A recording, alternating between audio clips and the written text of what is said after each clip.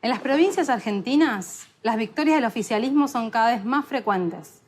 Desde el retorno a la democracia, los candidatos oficialistas ganaron en 8 de cada 10 intentos.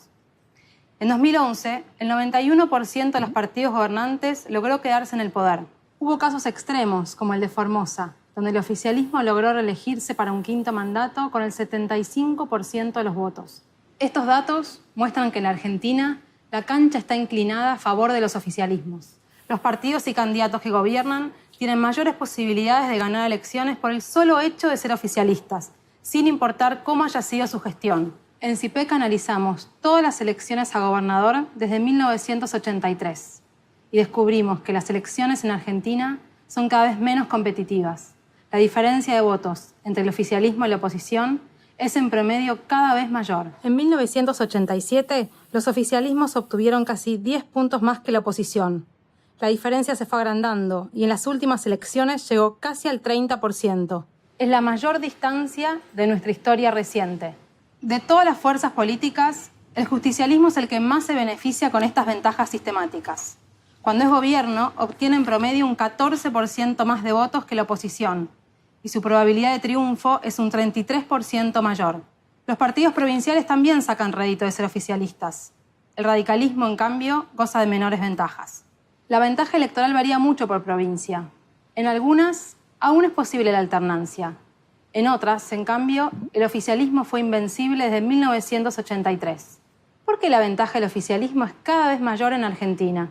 Nuestras provincias son muy distintas entre sí y la ventaja puede tener diversos orígenes. Uno de los datos que comprobamos es que a medida que aumenta el peso del empleo público en la economía, aumenta la probabilidad de que el oficialismo tenga ventaja en las urnas. En este gráfico, representamos en el eje horizontal la proporción de empleo público y en el eje vertical la ventaja oficialista. Cada círculo es una provincia. A medida que pasan los años, vemos una tendencia a que aumente el peso del empleo público en la economía y al mismo tiempo aumente la ventaja del oficialismo. Es probable que en las provincias con más empleo público los gobernantes se beneficien porque concentran sus esfuerzos en los votantes menos favorecidos y ellos los premian con su voto, o porque usan los recursos públicos de forma discrecional. Otro elemento que genera ventaja al oficialismo son las reglas de reelección. En 1983, ninguna provincia permitía la reelección inmediata. Hoy son 22, y 3 de ellas permiten la reelección indefinida. Nuestro estudio comprobó que cuando hay reelección indefinida, la ventaja oficialista es mayor. Y cuando no hay posibilidad de reelección, la ventaja del oficialismo se reduce drásticamente. El problema de tener elecciones menos competitivas es que cuando los gobernantes ganan por mucha diferencia, la división de poderes y el control sobre la acción de gobierno se debilitan.